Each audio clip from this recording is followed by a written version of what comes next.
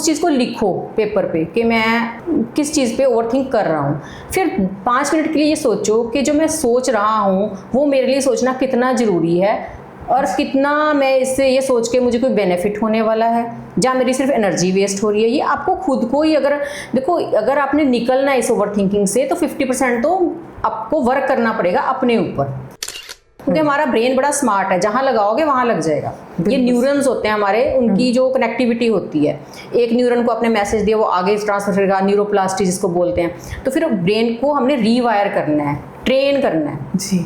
जितना आप जैसे ट्रेन करोगे उतना वो वैसे ही ट्रेन होएगा, चाहे वो ओवर थिंकिंग में ट्रेन कर लो, चाहे वो अपनी अच्छी थिंकिंग में कर लो। अगर आपकी लाइफ में ये प्रॉब्लम है तो आप उससे निकलने का रास्ता ढूंढिए, ना कि उसको पकड़ के उसी को रिपीट करो। हम सारा दिन ब्लेम करते हैं कि उसने ऐसा कर दिया तो मेरे साथ ऐसा हो गया, इसकी वजह से ऐसे हो रहा है, मेरा बच्चा खराब है इसकी वजह से मैं परेशान हूँ। कुछ ऐसा नहीं होता है, कोई खराब नहीं होता है, वो अपना रोल निभा रहे हैं। आपने अपने स्ट्रेंथ बनानी है बस जी, अपने आप को मजबूत करो। दोस्तों कहते हैं कि हमारी ज़िंदगी वैसी ही हो जाती है जैसी हमारी सोच होती है। अगर हम अच्छा सोचते हैं, पॉजिटिव सोचते हैं तो हमारी ज़िंदगी खूबसूरत होती है, और अगर हम नेगेटिव सोचते हैं तो हमारी जो ज़िंदगी है वो बदसूरत होने लगती है। इसी में एक सोच है ज़रूरत से ज़्यादा सोचना। अगर हम ज़रूरत से ज़्यादा सोचते हैं, जिसको हम ओवर थिंकिंग कहते हैं, तो हमारी ज़िंदगी जो है वो भयंकर हो जाती है। यानी कि इतना दुख या इतना तनाव हमें मिलता है कि हमें लगता है कि शायद ये ज़िंदगी अभी ख़त्म हो जाएगी, या हम खुद ही ये ज़िंदगी ख़त्म कर लें। तो ये ओवर थिंकिंग क्यों होती है, इसके क्या सिम्टम्स होते हैं, और अगर हम इसका इलाज नहीं करवाते या इस पर ध्यान नहीं देते तो क्या नुकसान हो सकता है, और ओवर थिंकिंग से कैसे बचा जा सकता है, इसी के बारे में आज हम बात करेंगे। आप देख रहे हैं आरडी हिंदी चैनल। मैं हूँ रीना और मेरे साथ हैं डॉक्टर नवनीत कौर। मैडम आपका बहुत बहुत स्वागत है जी। धन्यवाद जी। मैम सबसे पहले तो ओवर थिंकिंग होती क्या है? ओवर थिंकिंग होती है कि किसी भी बात को ज़रूरत से ज़्यादा सोचना और लंबे समय तक सोचना। जैसे एक टॉपिक शुरू कर लिया, वो ब्रेन में चल रहा है, फिर उसके बाद दूसरा, फिर तीसरा, जहाँ सेम टॉपिक को ही बार बार उसी लूप में रहना, वो जो ब्रेक ना हो। तो घंटों, 2 घंटे, पूरे दिन एक ही बात को सोचते रहना, उसकी वजह से जो कंडीशन आती है उसको कहते हैं ओवर थिंकिंग। और मैम ओवर थिंकिंग लोग करते क्यों? कैसे पता चले कि मैं जो सोच रही हूँ ये ओवर थिंकिंग है या नहीं है? भाई लंबा समय अगर हम बात करते हैं तो कितना हो सकता है कि 1 दिन या 1 घंटा या कितने दिन तक हम अगर एक ही बात पर अड़े रहते हैं तो हमें लगे कि ये ओवर थिंकिंग है? देखो ये डिपेंड करता है कि यूँ का कुछ घंटे चलती है, पूरा दिन चलती है, 24 घंटे भी चलती है, कि जैसे रात को सोए हुए हैं तब भी उनके दिमाग में ऐसे आता है, चाहे वो सो रहे हैं, कि बातें घूम रही हैं। ऐसा कोई फिक्स पीरियड ऑफ टाइम नहीं है, वो डिपेंड करता है कि पेशेंट में कितनी प्रॉब्लम है, उसके माइंड की जो न्यूरॉन्स की वायरिंग में डिफेक्ट आया है वो कितना आया है जी, उसके ऊपर डिपेंड करता है। उनके पेशेंट, जैसे मैं अपना क्लिनिकल एक्सपीरियंस बताऊँ तो पेशेंट आके बताते हैं कि हम पूरा दिन जैसे काम भी कर रहे हैं, साथ में वो थिंकिंग भी चल रही है, कंटिन्यूस वो थिंकिंग है, तो उसको हम बोलेंगे कि ये डिजीज़ है। अच्छा। ओवर थिंकिंग एक डिजीज़ है, ये नॉर्मल नहीं है। कई बार सेम थॉट ही होता है, कई बार होता है कि बार कोई एक टॉपिक निकल गया, दूसरा शुरू हो गया, तीसरा शुरू हो गया, कभी पास्ट का शुरू हो गया, कभी फ्यूचर को लेके हो गया, या कई बार कोई लिंक ही नहीं होता। कोई कन्वर्सेशन दिमाग में चल रही है, मैं वो मेरे पास आएगी, मैं उसको ऐसे बोलूँगी, फिर मुझे ऐसे बोलेगी, मतलब एक इमेजिनरी टॉक चल रही होती है उनके ब्रेन में काफ़ी लंबी। तो इसको हम ओवर थिंकिंग कहते हैं। मैम जैसे आपने बताया कि ये एक डिजीज़ है, बीमारी है, एक डिसऑर्डर है ये हमारे माइंड का, तो कब लगे कि हाँ हमें किसी डॉक्टर के पास जाना चाहिए?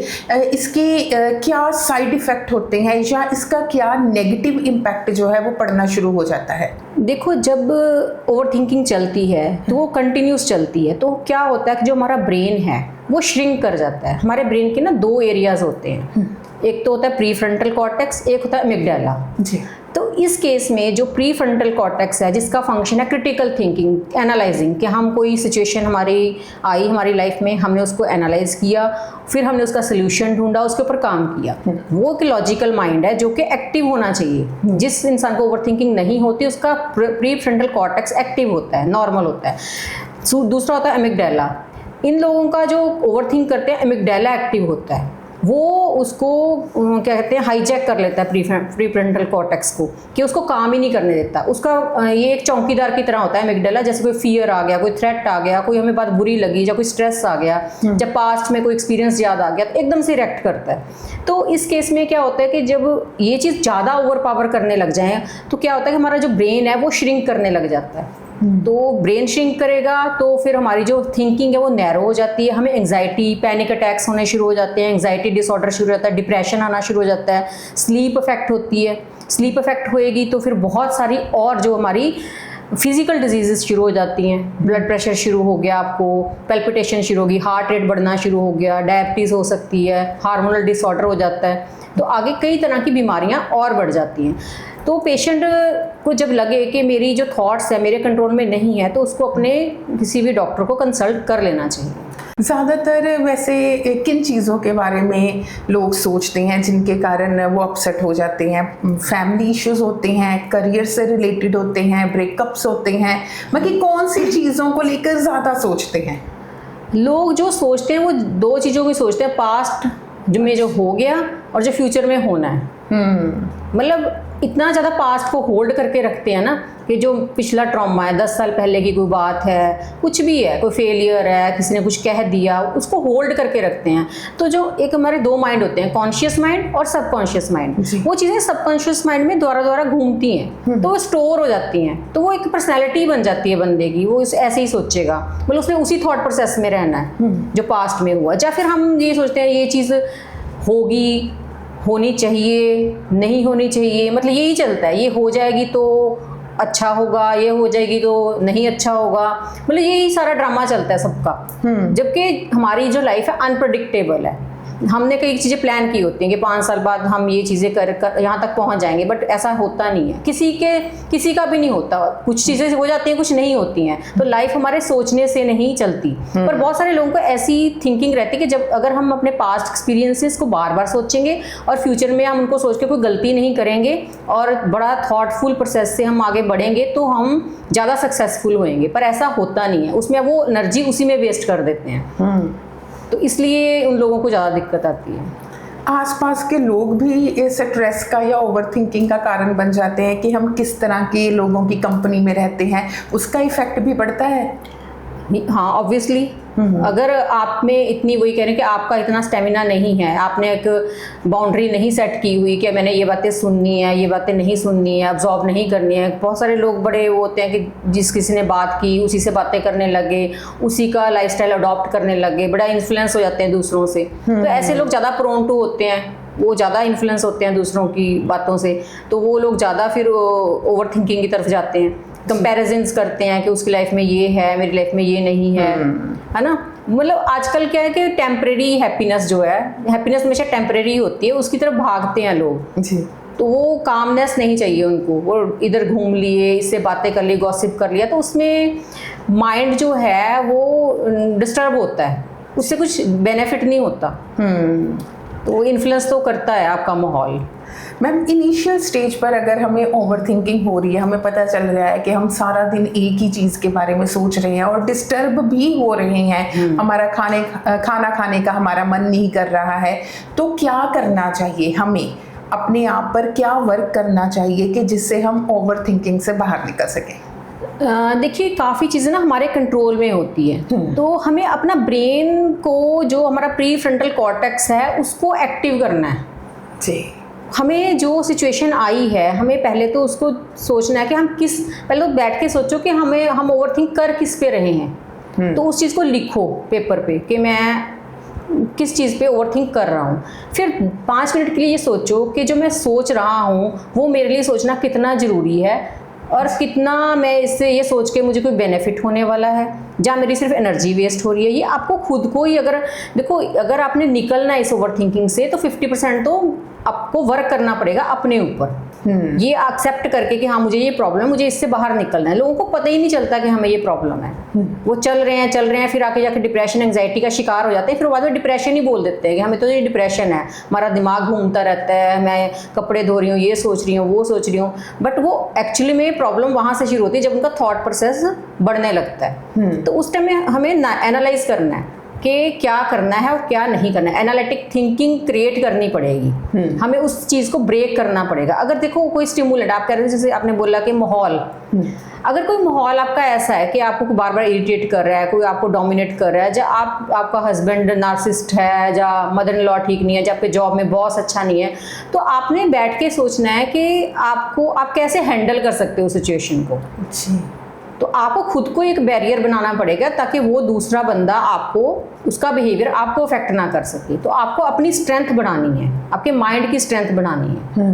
तो उसके लिए तो देखो, एक तो एनालिटिक थिंकिंग की आदत डालनी पड़ेगी। एक दिन में नहीं होता कि आज मैंने सोच लिया कि मुझे इस बंदे की बात का बुरा नहीं लगेगा आज के बाद, ऐसे हो ही नहीं सकता। पहले आप अंदर से स्ट्रांग बनेंगे तभी वो बैरियर क्रिएट होगा ना जी। वो बैरियर क्रिएट करने के लिए आपको रोज उसके ऊपर ध्यान देना पड़ेगा, रोज प्रैक्टिस करनी पड़ेगी। कुछ महीनों के बाद फिर आपकी वो एक पर्सनैलिटी ऐसी हो जाएगी कि आपको ज़्यादा फर्क नहीं पड़ेगा आपके माहौल का, आपके जो पास्ट एक्सपीरियंसेस हैं, या आपकी एक हैबिट बन जाएगी। मतलब एक ना हमारे हैबिट्स ही होती हैं जो, जैसे हमें एडिक्शंस हो जाती हैं कई लोगों को, अल्कोहल की है, चाय की है, किसी भी चीज़ की लगा लो, वो एक हैबिट ही क्रिएट की ना, हमने बार बार उसको किया, वो हमारी लाइफस्टाइल में इंक्लूड हो गया। ये सोचने का भी वैसे ही है कि हमने एक बात को बार बार सोचने की आदत डाल ली है ना, वो फिर हमारी आदत ही बन गई कि हम सोचते जा रहे हैं। तो वो एक हैबिट क्रिएट हो जाती है, मतलब वो एक करैक्टर ही बन जाता है बंदे का।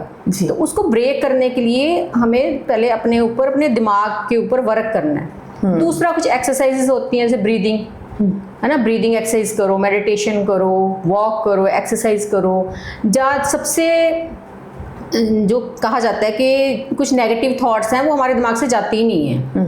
तो उसके लिए क्या करना है कि आपको एक पॉजिटिव थॉट तो क्रिएट करनी पड़ेगी ना उसके अगेंस्ट। जी। जैसे आपकी लाइफ में कोई प्रॉब्लम है तो आपको, चलो उससे आप ट्रबल में आ रहे हो, लेकिन आप क्या कर रहे हो, आप सिर्फ उसको सोचे जा रहे हो कि ये प्रॉब्लम है, इस बंदे ने मेरे साथ ऐसे कर दिया। तो आपको अपनी इम्प्रूवमेंट करनी है, अपने अंदर क्रिएटिविटी लेके आनी है, अपना एक गोल बनाना है लाइफ का, है ना। तो आपने अपना एक सुंदर सा बगीचा बनाना है कि मैंने आज ये करना है, उसके लिए आज मैंने ये पौधा लगाना है, मैंने आज उसको पानी देना है, मैंने उसको खाद देनी है, उसकी केयर करनी है। मतलब वो एक एग्जांपल है कि अपने कोई भी एम बना लिया, उसको फुलफिल करने के लिए अपनी सारी एनर्जी उसमें लगानी है, तभी आप वहाँ से हटोगे जी। जब आप कुछ नया क्रिएट करोगे तभी पीछे से हटोगे। जब कुछ आगे दिख ही नहीं रहा, आप खाली बैठे और सोच रहे हो कि इसने ऐसे कर दिया, मेरी ये जॉब लग जाती तो ऐसा होता, ये नहीं लगी, अब ऐसे हो गया, मेरे बच्चे ने ऐसा कर दिया, अब ये ठीक नहीं होगा। तो आपको खुद के लिए कुछ क्रिएट तो करना पड़ेगा ना, अच्छा कुछ डिफरेंट जी। अपनी मतलब लाइफ का एक एम बनाइए, एक गोल होना चाहिए हर किसी की, ताकि आप इन चीज़ों से जो फालतू की थिंकिंग है उससे बच सकें। ये आपने बहुत अच्छी बात कही है कि खुद एक विचार रखिए सुंदर सा, और फिर उस पर रोज वर्क कीजिए जी। ये हर किसी की सिचुएशन लाइफ में आती हैं, क्योंकि वरीज तो आनी है, वरी तो चलती है ना, कभी कुछ हो गया, कभी कुछ हो गया, छोटा हो गया, बड़ा हो गया, लेकिन हमने उसको लेके थोड़ा ना बैठना है। बिल्कुल सही बात है ना। अगर किसी ने आपको थप्पड़ मार दिया, उसको लेके थोड़ा ना बैठना है। तो कोई बात नहीं, मार दिया वो अलग देखेंगे, बट आपने अपनी स्ट्रेंथ बढ़ानी है कि आगे से ऐसा ना हो जी। आगे से आप अपने आप को प्रोटेक्ट करके रखें, उसके ऊपर वर्क करना है, ना कि ये मार क्यों दिया, मैं उसको क्या करूं, फिर वो हेटेड वाली फीलिंग, फिर वो गुस्से वाली फीलिंग्स, मतलब कुछ सी फीलिंग्स आगे आगे क्रिएट होती हैं एक फीलिंग के बाद। ओवर थिंकिंग से बहुत सारी प्रॉब्लम्स, जैसे मर्डर तक लोग कर देते हैं, इतना सोचते हैं, इतनी अब प्लानिंग करते हैं, इतना मतलब एक चीज़ को पकड़ के, वो ये तभी होते हैं ना, ये जो क्राइम होते हैं वो एक चीज़ को पकड़ के रखा होता है उनको। अगर वहाँ से हट के वो कुछ क्रिएटिव करते, कहीं अपना माइंड वही एनर्जी कहीं और लगाते, तो वो चीज़ें होती ना, वहाँ से फिर ध्यान हट जाता है, क्योंकि हमारा ब्रेन बड़ा स्मार्ट है, जहाँ लगाओगे वहाँ लग जाएगा।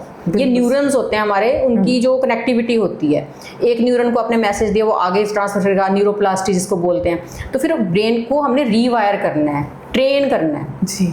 जितना आप जैसे ट्रेन करोगे उतना वो वैसे ही ट्रेन होएगा, चाहे वो ओवर थिंकिंग में ट्रेन कर लो, चाहे वो अपनी अच्छी थिंकिंग में कर लो। मैम आपके पास क्या कोई ऐसे केस आए हैं जिससे लगा कि ओवर थिंकिंग की वजह से बहुत बड़ा उनको नुकसान हुआ, या लोगों ने आकर बताया कि ओवर थिंकिंग ने किस तरह से उनकी ज़िंदगी को नकारात्मक तौर पर प्रभावित किया?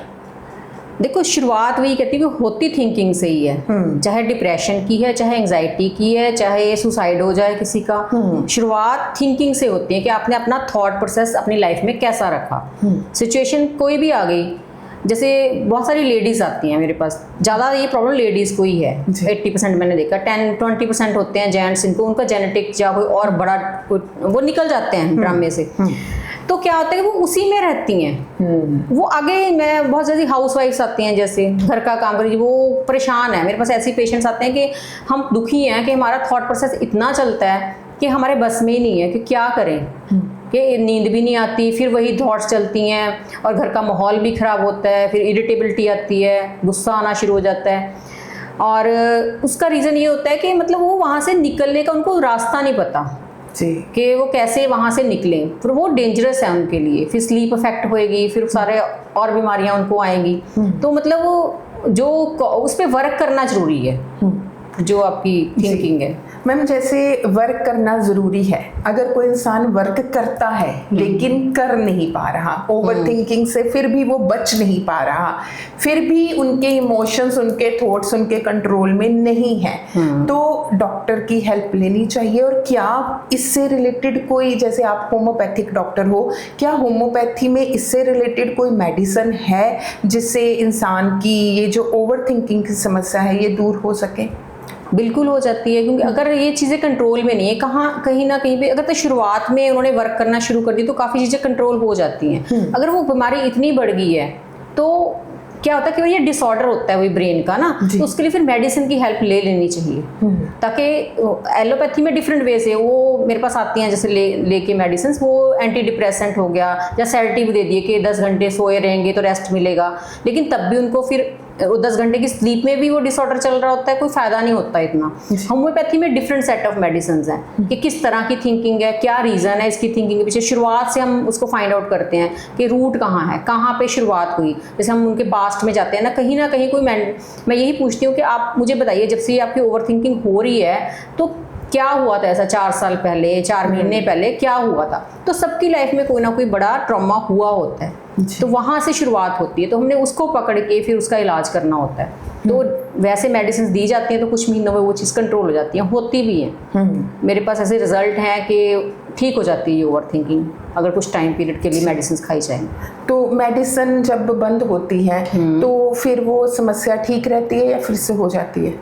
देखो, वो ठीक रहती है, बट अपना लाइफस्टाइल तो ठीक रखना पड़ेगा, है ना। जैसे हमने डाइट करके हम पतले हो गए, अगर हमने डाइट चेंज कर दी, फिर से वैसी ही डाइट पे आ गए, जब वही एक्सरसाइज छोड़ दी, तो फिर दोबारा तो मोटे हम होएंगी। मैंने उनको एक बार ठीक कर दिया मेडिसिन से, लेकिन उनको समझा भी देती हूँ कि अब अपना थोड़ा सा लाइफस्टाइल चेंज करना है, कि मेडिटेशन करो, वॉक करो, अपना कोई एम ढूंढो, वो चीज़ तो करनी पड़ेगी ना। नहीं तो वो टेंडेंसीज होती है, जैसे मैंने जेनेटिक वाला फैक्टर बोला ना, कि जेनेटिक टेंडेंसीज होती हैं, वो दवाई से ठीक हो जाती हैं, लेकिन फिर आएंगी, वो तब आएंगी जब आप थोड़ा सा ध्यान नहीं रखोगे। लेकिन हमारी होम्योपैथी में उस जेनेटिक टेंडेंसी खत्म करने की भी मेडिसिन होती हैं, वो हम इंटरकरेंटली देते रहते हैं, तो वो टेंडेंसी खत्म हो जाती है ओवर थिंकिंग की।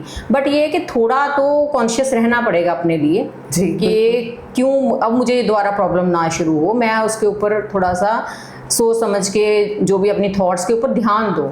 यही तो लोगों को यही तो पता नहीं चल रहा है हम सोच क्या रहे हैं। लोगों को पता ही नहीं है हम सोच क्या रहे हैं, बस सोच रहे हैं। और क्यों सोच रहे हैं, उसका क्या फायदा होगा, है ना। वो चिंता कर रहे हैं। जैसे गुरबाणी में भी लिखा हुआ ना, जो चिंतित ही दिसे सब कोई, मतलब चिंता में ही है सब, चाहे छोटी है, बड़ी है, पास्ट की है, फ्यूचर की है, तो चिंता जो है वो खा जाती है इंसान को, लेकिन उसके ऊपर वर्क नहीं करते। मेरे पास ना जब भी कोई पेशेंट आता है, मैं हमेशा ये बोलती हूँ कि अगर आपकी लाइफ में ये प्रॉब्लम है तो आप उससे निकलने का रास्ता ढूंढिए, ना कि उसको पकड़ के उसी को रिपीट करो। मतलब मेरे पास जो लेडीज आती है वो पूरी स्टोरी सुनाती रहेंगी, ऐसे हुआ, फिर मेरे साथ ऐसे हुआ, फिर उसने मेरे बेटे ने ऐसे कर दिया, बहू ने ऐसे कर दिया, जहाँ हस्बैंड ने ऐसे कर दिया, मेरे रिश्तेदार ने ऐसे कर दिया। वो तो हो गया, अब उससे आगे बढ़ना है। उसका होने से आपको क्या क्या नुकसान हुआ आप उसको देखो, फिर वही अपने ऊपर काम करो कि वो दोबारा ना वैसा करें।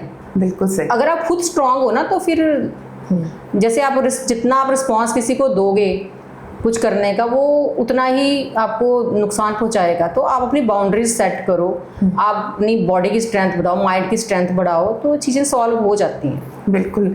और वाकई ही ओवर थिंकिंग पर जब हम बात करते हैं, सारा खेल है वो हमारी सोच का ही होता है।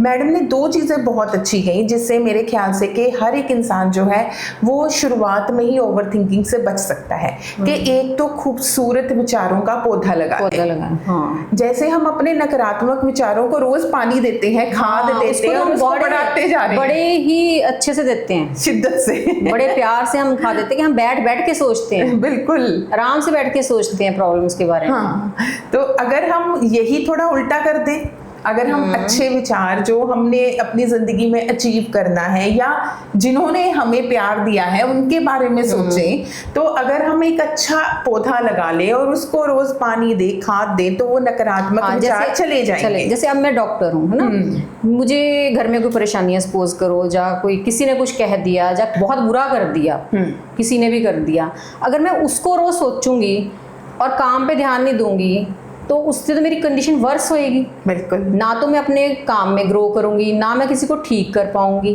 तो इससे बेटर है जो मेरा अपना प्रैक्टिकल जो मैं करती हूँ कि मैं अपने काम पे फोकस करती हूँ कि मुझे वो छोड़ना है, वो सिचुएशन है और मुझे तंग भी करिए, मुझे उस चीज़ का दुख भी है ना, वो अलग चीज़ है। लेकिन मुझे उससे बाहर निकलने के लिए अपनी एनर्जी उसको सोचने की बजाय अपने काम में लगानी है, कुछ नया लर्न करना है, किसी को ठीक करना है, कुछ एम रखना है लाइफ का कि मैंने ये चीज़ें करनी है लाइफ में, इतने लोगों को मैंने ठीक करना है, चाहे किसके लिए मैं क्या कर सकती हूँ। बिल्कुल, है ना। तो अगर वो एम होएगा तभी हम वो फिर भूल भी जाती है उस सिचुएशन से, फिर हम बहुत दूर निकल जाते हैं ऑटोमेटिकली जब हम नया कुछ ढूंढ लेते हैं अच्छा जी, उसमें फिर हमारा मन भी लगता है। जो हमारे किसी का कोई इंटरेस्ट है, कोई कुकिंग अच्छा कर रहा है, कोई कपड़े अच्छे सिल रहा है, कुछ भी जो भी किसी की लाइकिंग है, मैं हमेशा कहती हूँ अपने शौक को बढ़ाइए। अगर कोई और काम नहीं है, कुछ ऐसे हाउस कुछ काम ही नहीं है घर में, तो उनको कुछ क्रिएट तो करना पड़ेगा ना, नहीं तो फिर उसी में रहोगे आप। फिर वो अपने आप डिस्ट्रैक्शन जिसको हम कहते हैं उससे डिस्ट्रैक्ट होना है, ना कि आपने दुनिया से होना है। बिल्कुल सही है ना। और ये जो छोटे छोटे टेम्परेरी टोटके हैं कि वहाँ घूम आओ, पहाड़ों में घूम आओ, मूवी देखाओ, है ना, नेटफ्लिक्स देख लो, इससे कुछ नहीं मिलना। मैं तो ये कहूँगी ये करके कुछ नहीं मिलना। लोग जाते हैं मेरे पास घूम के आए हैं जी, आके फिर वो उनको नींद नहीं आ रही। साल में 5-6 बार वो घूमने जाते हैं, फिर उनको नींद नहीं आती है, फिर उनको डिप्रेशन है, ये सारी ओवर थिंकिंग है। तो मुझे होता है कि ऐसी लाइफ जियो जो आप हमेशा जी सको और जिसमें सुकून हो। बिल्कुल सही, है ना। सुकून में जीने के लिए आपको कुछ करना पड़ेगा, क्रिएटिव करना पड़ेगा और अपना माइंड जो है वो डाइवर्ट करना पड़ेगा। अपने आप को बिजी रखना पड़ेगा किसी अच्छे काम। दूसरा एक रिलीजन, जो हमारा रिलीजन, हर कोई एक अलग अलग रिलीजन में पैदा हुआ है और हर रिलीजन हमें सपोर्ट करता है। हम गुरबानी क्यों पढ़ते हैं, हम सुबह गुरुद्वारे जाते हैं, मंदिर जाते हैं, वो क्यों बना हुआ है? वो सदियों से बना कि सुबह उठ के नहा धो के मंदिर गुरुद्वारे जाना है ना, अपना ये जैसे हमारे नित्य नेम करना है। तो उसका रीजन भी तो है कोई। रात को फिर बोलते हैं हमारा एक पाठ होता है 16 सा, वो पढ़ना है। क्यों वो बोला गया है? ताकि आपके अंदर वो कंटेंटमेंट आए, वो सब्र आए, वो सिचुएशंस को फेस करने की स्ट्रेंथ आए।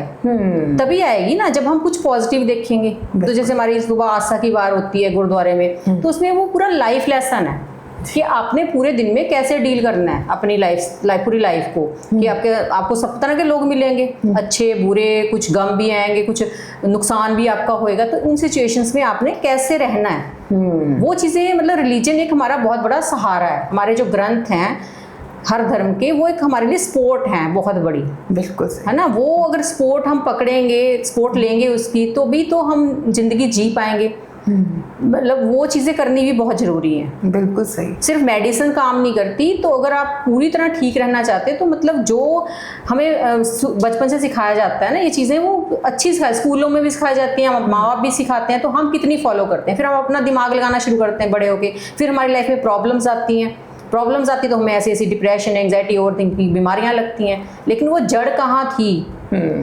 मतलब कहाँ पे उसको पकड़ो और उसके ऊपर काम करो। बिल्कुल, और साथ में पास्ट को थोड़ा सा पीछे रख दो। हाँ, पास्ट जो को ऐसे हाँ हो गया बट वो ऐसे रखा नहीं जाता। हाँ, वही मैं जैसे बताया, नया क्रिएट करना पड़ेगा। हाँ, है ना? पर हमारा ध्यान जब यहाँ से हटकर यहाँ जाएगा ना, हाँ। तो वो कहते होते हैं ना भी, एक लकीर किसी ने खींची, वो कहते हैं इसको छोटा कर दो, पर इसको काटना नहीं है, इसको रबड़ से मिटाना नहीं है, कुछ नहीं करना, पर इसको छोटा कर दो। तो सभी सोचने लगे कि कैसे छोटा करे। किसी ने एक बड़ी लकीर जो है वो खींच दी, बस हमने एक बड़ी लकीर खींचनी है।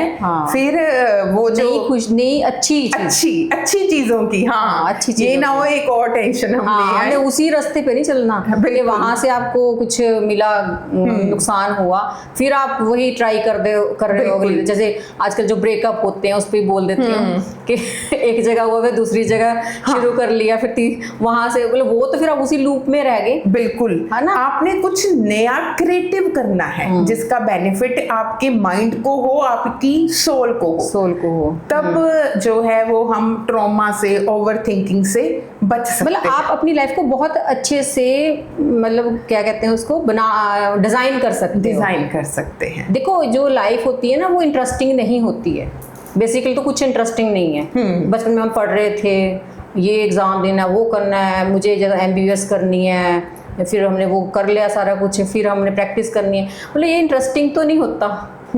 तो इंटरेस्टिंग बनानी होती है लाइफ, हमें क्रिएटिव होना होता है। तो उसको हमने कैसे अच्छा बनाना है, तो वो हमने हमारी सोच से ही होगा। तो सोच को जहाँ हम नेगेटिव सोच रहे हो वहाँ उसकी एक पॉजिटिव थॉट भी क्रिएट करके देखो जी, है ना। तो वो करते करते करते वो आदत बन जाएगी। ये कुछ साल लगते हैं, फिर आपकी लाइफ बड़े आराम से गुजरेगी।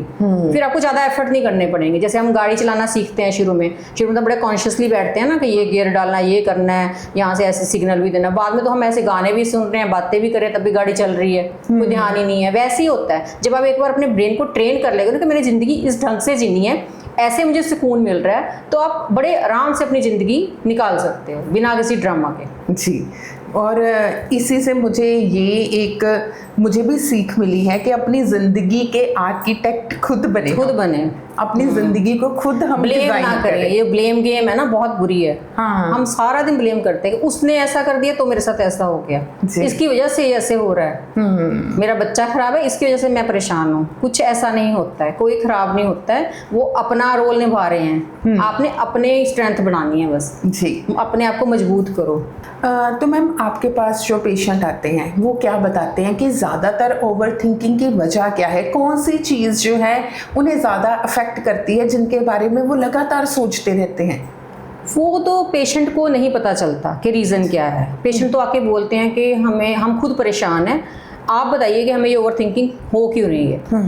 तो जो हमारी स्टडी है, साइंस की स्टडी है, उसमें तो फर्स्ट फैक्टर जेनेटिक्स है, क्योंकि वो टेंडेंसी भी होती है। चलो वो जेनेटिक्स को हम ओवरकम कर सकते हैं। सेकंड जो फैक्टर है वो है आपका जो माहौल, आसपास का माहौल कैसा है, कि बार बार आपको कोई स्टिमुलस मिल रहा है कि आपको कोई बार बार इरिटेट कर रहा है, कोई डोमिनेट कर रहा है, कोई आपको कहीं जगह बार बार फेलियर्स हो रहे हैं लाइफ में, है ना। तो वो हो गया फैक्टर। दूसरा होता है कि आपकी जो कैपेबिलिटीज़ हैं, जैसे आपकी लाइफ में कोई सिचुएशन आ गई, हर इंसान की अलग कैपेबिलिटी होती है उसको डील करने की, कि आपके अंदर कैपेबिलिटी कम है ना। जैसे किसी क्लर्क को एकदम से मैनेजर बना दें तो उसके ऊपर इतनी सारी रिस्पॉन्सिबिलिटी आ गई, वो तो हौच पौच हो जाएगा उसका कि मैं कैसे मैनेज करूं। इसी तरह से कुछ लोगों की कैपेबिलिटी नहीं होती स्ट्रेस को डील करने की, तो सिचुएशंस को इतना ज़्यादा ओवरथिंक कर लेते हैं कि वो एक ओवरथिंकिंग की बीमारी बन जाती है, उनको पता नहीं चलता पर कि हमारे अंदर ही कमी है।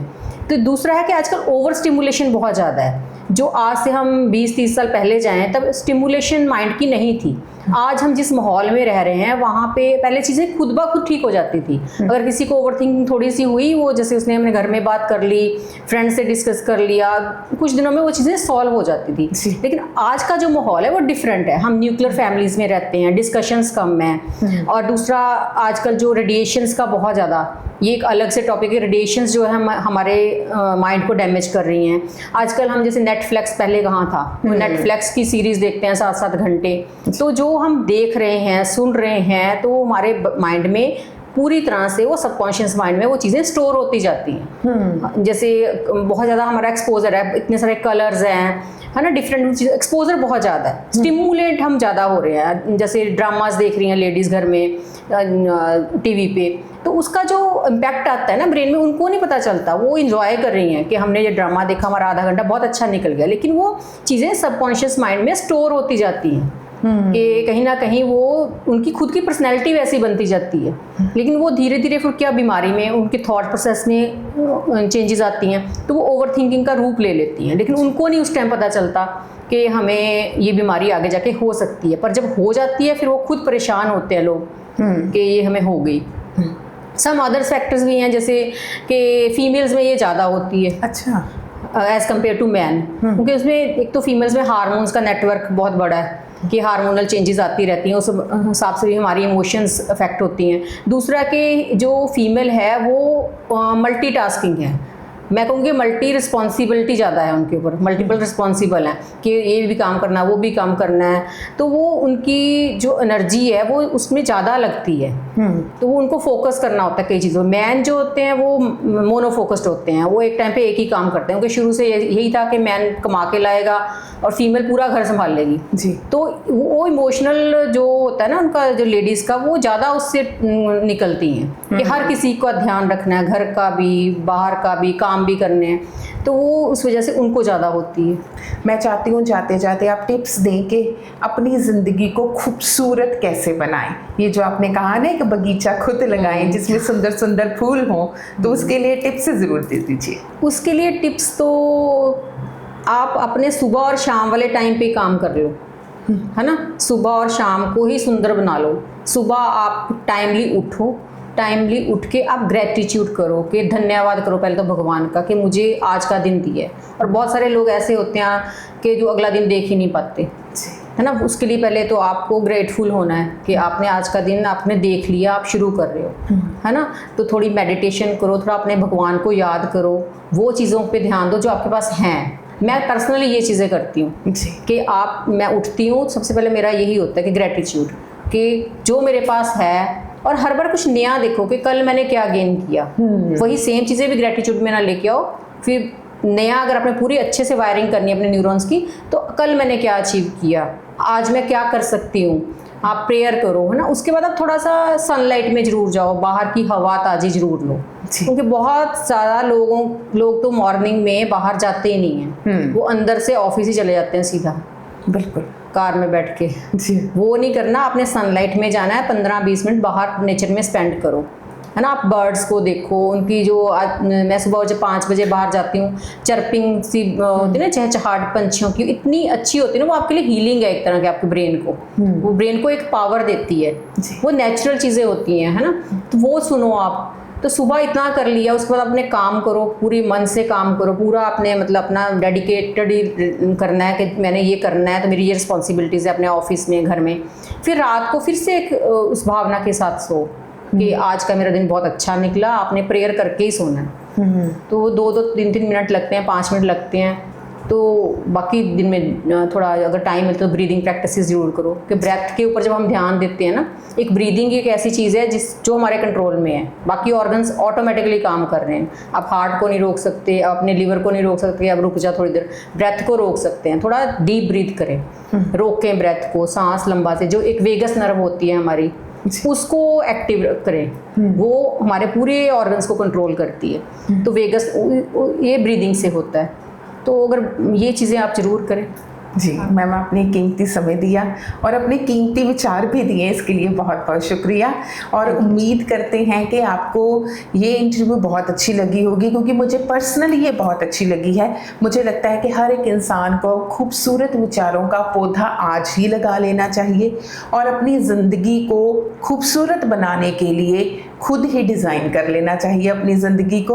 और फिर भी अगर आपको लगे कि कहीं पर कुछ रुकावट है, मेरी सोच अभी भी नेगेटिव हो रही है, तो जैसे मैम ने कहा कि सुबह और शाम अगर हम भगवान को याद करके उनका शुक्रिया कर दें, ग्रेटिट्यूड दिखाएं और सोचें कि हमें मिला क्या है ज़िंदगी में, तो फिर आप अपनी नकारात्मकता से दूर हो सकते हैं। आज के विशेष प्रोग्राम में इतना ही, फिर मिलेंगे, धन्यवाद।